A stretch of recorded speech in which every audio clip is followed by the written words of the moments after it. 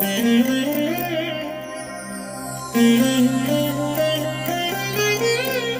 దినం పరము నుండి దిగివచ్చు మాట, ఇది నీ జీవితానికి వెలుగుల బాట, నీ ఒడిలో ఉంచబడిన దీవెనల మూట, అద్భుతాల ఆనంద ఊట. ఫిబ్రవరి 17 సంవత్సరమంతా మీరు బైబిల్ చదివి ముగించడానికి ఈరోజు మీరు చదవవలసిన లేఖన భాగం ఉదయం లేవియా కాండము 21 మరియు 22 అధ్యాయములు, సాయంత్రం మత్తయి సువార్త 28వ అధ్యాయము. ప్రియమైన దేవుని బిడ్డలారా, ఈ ఉదయకాల సమయంలో ప్రభు మిమ్మల్ని దర్శించునుగాక. ఎలా ఉన్నారు? బాగున్నారు కదా? కృపాక్షేమములు ఈరోజు మీ వెంట నడవబోతున్నాయి. మన ప్రభు అయిన యేసు మిమ్మల్ని చూచి ఆయన కనికరపడుతున్నాడు. మీ చేతులు పట్టుకొని, నా ప్రియ బిడ్డ, నేను నీకు తోడుగా ఉన్నాను, నీ మార్గంలో నీతో నడుచుటకు నేను నీతో కూడా వచ్చుచున్నాను అని మీకు అభయం ఇస్తున్నాడు. కాబట్టి ఇంత గొప్ప ప్రభు నీతో ఉన్నప్పుడు ఏ విషయంలోనూ నీవు దిగులు చెందవలసిన అవసరం లేదు. ఆయన ఎల్లప్పుడూ మీకు తోడుగా ఉంటాడు. మీకు తోడుగా ఉండాలనే ఉద్దేశంతో ఆయన ధరించుకున్న నామం ఏమిటో తెలుసా? ఇమ్మానుయేలు. ఇమ్మానుయేలు అనగా దేవుడు మనకు తోడయ్యున్నాడు అని అర్థం. అట్టి ఇమ్మానుయేలు మిమ్మలను ఎప్పుడూ విడనాడడు, ఆయన ఎప్పుడు మిమ్మల్ని దాటి వెళ్ళడు. కనుక మీరు అట్టి ఇమ్మానుయేలు వైపు చూడండి, ధైర్యం తెచ్చుకోండి.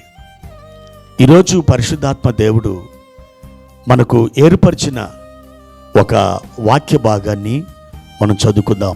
30వ కీర్తన 11వ వచనం. నా ప్రాణం మౌనముగా నుండక నిన్ను కీర్తించినట్లు నా అంగలార్పును నీవు నాట్యముగా మార్చియున్నావు. ప్రియమైన దేవుని బిడ్డలారా, భక్తుడైన దావీదు దేవుని స్తుతిస్తున్నాడు. దేవుడు చేసిన మేళ్ళని అతడు తలంచుకుంటున్నాడు. దేవుడు గనక ఆ మేలు చేయకపోతే దావీదు జీవితం మరోలా ఉండేది. దేవుడు గనక జోక్యం చేసుకుంటే ఎండిపోయిన బ్రతుకు మరలా చిగురించడం ప్రారంభిస్తుంది. ఎండిన ఎడారిలో అద్భుతమైనటువంటి ప్రవాహాలు పారుతాయి.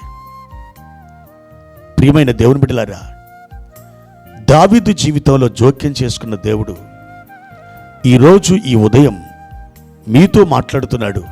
నా బిడ్డ, నేను నీ కార్యాల విషయమై నేను జోక్యం చేసుకుంటున్నాను.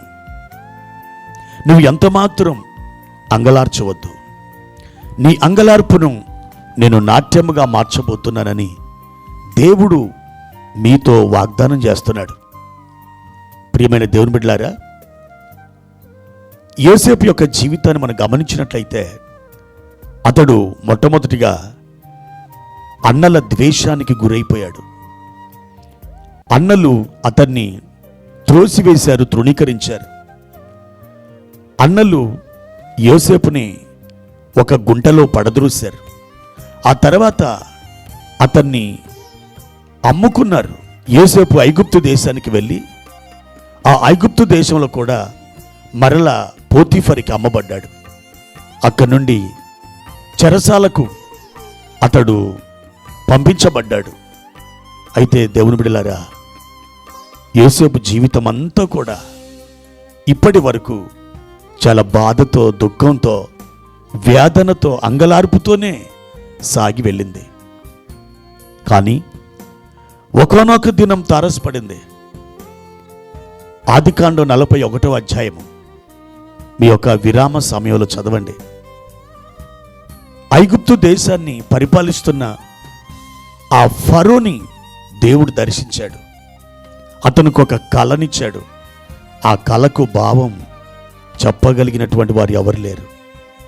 అప్పుడు పానాదాయకుల అధిపతి యోసేపును జ్ఞాపకం చేసుకొని అక్కడ నుండి, అనగా చెరసాల నుండి ఫరో రాజు దగ్గర వరకు అతడు రప్పించబడ్డాడు. ఫరో యొక్క కలకు చక్కటి భావాన్ని వివరించాడు. దేవుని ఆత్మ అద్భుతంగా యోసేపు నడిపించాడు. అంతే. ఏం జరిగింది? రాజవస్త్రాలు ధరింపజేయబడ్డాడు. సువర్ణ కంఠభూషణం అతనికి ధరింపచేయబడింది. రెండవ రథం మీద ఊరేగింపు జరిగింది. ఐగుప్తు దేశానికి అతడు ప్రధానమంత్రి అని ప్రకటించబడ్డాడు. ప్రియమైన దేవుని బిడ్డలారా, యోసేపు యొక్క అంగలార్పు ఒక నాట్యంగా మార్చబడింది. ఈరోజు దేవుడు మీకు అదే చెప్తున్నాడు. నా బిడ్డ, నీ అంగలార్పుని నేను నాట్యంగా మార్చబోతున్నాను. నీ కాలాలు, నీ సమయాలని నేను మార్చబోతున్నాను. నీ మారాన్ని నేను మధురంగా మార్చబోతున్నాను. అద్భుతమైనటువంటి దేవుడు నీతో సెలవిస్తున్న మాటలు ఇవి. ఎంత మాత్రం అధైర్యపడవద్దు, ఎంత మాత్రం నువ్వు సమస్యలవద్దు. దేవుడే ఒక ధ్వజాన్ని నీ పక్షంగా ఆయన ఎత్తబోతున్నాడు. కృపగలిగిన దేవుడు నీతో ఈరోజు చేస్తున్న ఈ వాగ్దానాలు విని ధైర్యం తెచ్చుకొని ప్రభు సన్నిధిలో ప్రార్థించు. రేపటి దినం మీ ముఖంలో అద్భుతమైనటువంటి నవ్వు ఉండబోతుంది. మీ నోటి నిండా నవ్వు ఉంచిన ఆ దేవుడు మీ ద్వారా మహిమానందబోతున్నాడు. దేవుడు మిమ్మల్ని ఆశీర్వదించునుగాక. ప్రార్థన. పరిశుద్ధుడా, ప్రేమ కలిగిన తండ్రి, మహోన్నతుడా, జీవాధిపతి, మీ ఘనమైన శ్రేష్ఠ నామానికి వందనాలు. ఈ ఉదయకాల సమయంలో మీరు మమ్మల్ని ఎంతో ప్రేమిస్తున్నారు. మా అంగలార్పును నాట్యంగా మీరు మారుస్తున్నారు. తండ్రి, మా ప్రాణం ఇక ఎప్పుడు మౌనంగా ఉండడానికి వీలు లేని స్థితిలో మమ్మల్ని ఆశీర్వదించి, తండ్రి, మేము మిమ్మల్ని స్తుతించినట్లు, మీ సన్నిధిలో నాట్యమాడినట్లు మీరు మమ్మల్ని నడిపించబోతున్నందుకై వందనాలు. ఈ దినాన్న అద్భుతమైనటువంటి కృపచేత మా ప్రియులను ఆవరించి ఆదరించి కృపాక్షేమములతో నింపి బలపరుచుమని యేసు నామమున ఈ ప్రార్థన అడిగి వేడుకుంటున్నాము తండ్రి. ఆమెన్.